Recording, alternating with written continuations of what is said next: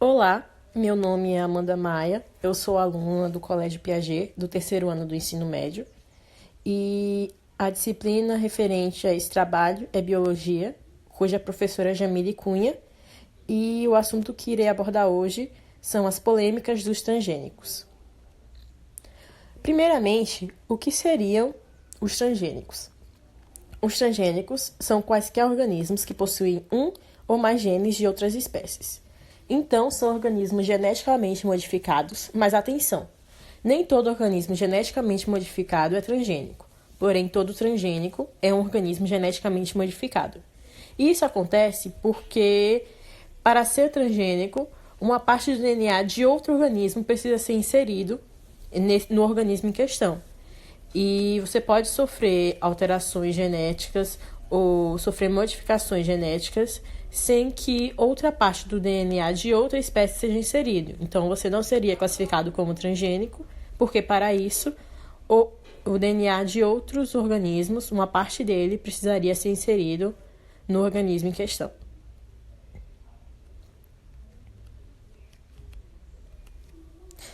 Aqui eu trouxe um pequeno esquema exemplificando como um organismo, no caso uma planta, se torna transgênico.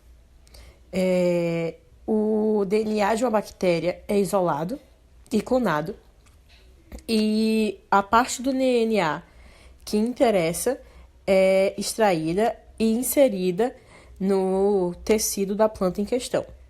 A partir disso, a planta agora passa a portar essa característica para gerações futuras.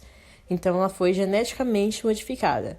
E aí, ela é reproduzida e as próximas gerações apresentam e perpetuam essa característica presente na parte do DNA extraído da bactéria.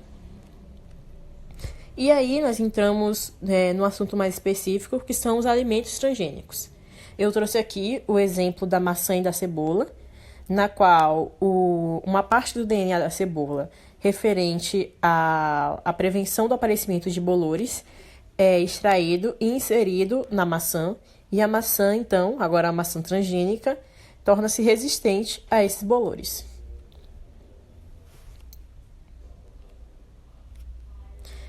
Eu trouxe, então, a evolução dos alimentos transgênicos pelo mundo, e nós podemos observar que o Brasil está em segundo lugar quanto à colocação de hectares disponíveis para a plantação e produção desses alimentos transgênicos, com 44,2 milhões.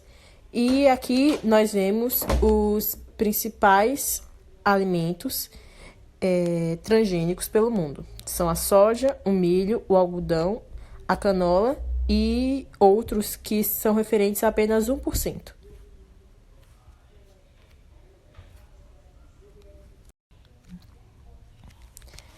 E então, nós vamos para a evolução dos alimentos transgênicos, agora especificamente no Brasil.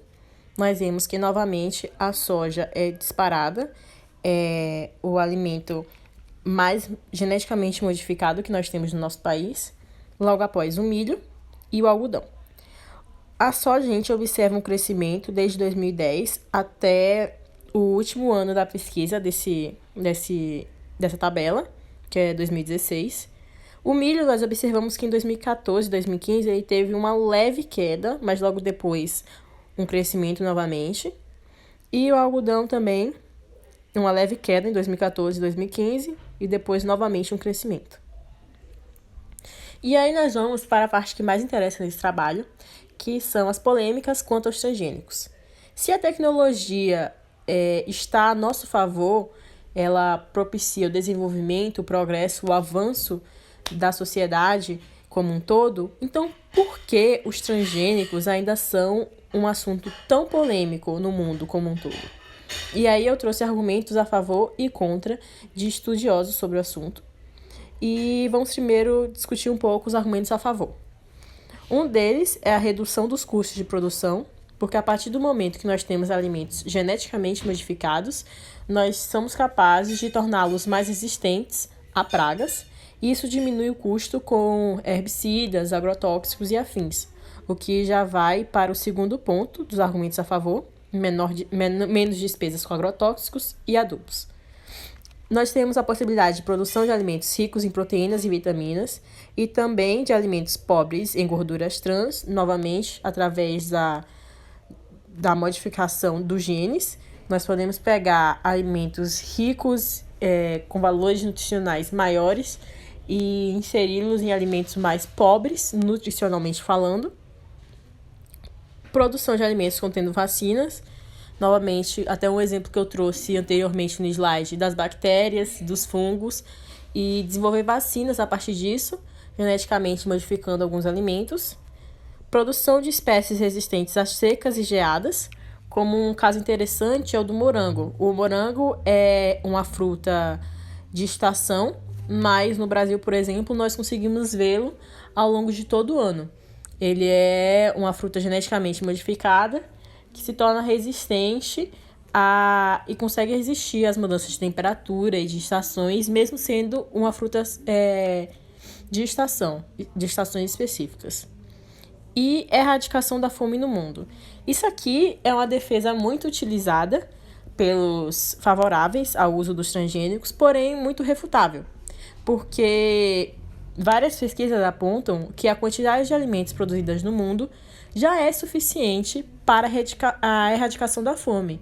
Mas aí nós entramos com outros problemas, como concentração de renda, políticas divididas de forma desigual, desigualdades socioeconômicas. Então, os transgênicos não seriam a solução para isso, porque é um ramo que abrange muito além disso. E agora a gente vai discutir um pouco os argumentos contra. O primeiro deles, efeitos colaterais ainda desconhecidos no organismo humano, porque a tecnologia de geneticamente modificados os seres vivos é muito nova ainda, é relativamente nova. Então, nós não temos pesquisas a longo prazo que nos mostra quais são os efeitos disso nos seres vivos, não apenas no organismo humano. Prejuízos ao ecossistema, porque nós estamos modificando geneticamente, laboratorialmente, o ecossistema e isso afeta diretamente. Surgimento de superpragas, porque a partir do momento que nós estamos tornando os alimentos, por exemplo, resistentes a elas, as remanescentes também tornam-se resistentes, uma maior resistência aos herbicidas, aos agrotóxicos. Isso a gente tem um exemplo até com as bactérias, com o uso dos antibióticos de forma indevida. As bactérias remanescentes se tornam resistentes a eles, tornando-se superbactérias.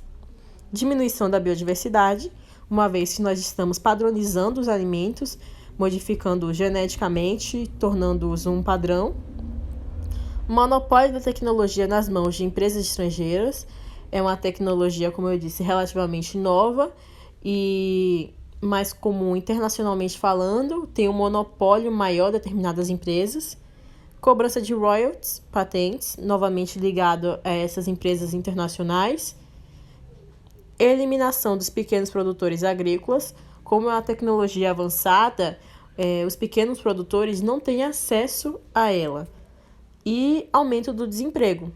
Justamente por ser uma tecnologia, a mão de obra humana é cada vez menos requisitada. Por exemplo, muitos trabalhadores ficavam responsáveis pelos herbicidas, pelos agrotóxicos, que na maioria dos casos não são mais necessários por termos plantas resistentes a eles já. Então é isso. Meu trabalho é referente a isso. Eu espero que tenha conseguido explanar de forma satisfatória e específica. Essas são apenas algumas das polêmicas envolvendo esse assunto, ainda muito mais. E é isso. Muito obrigada.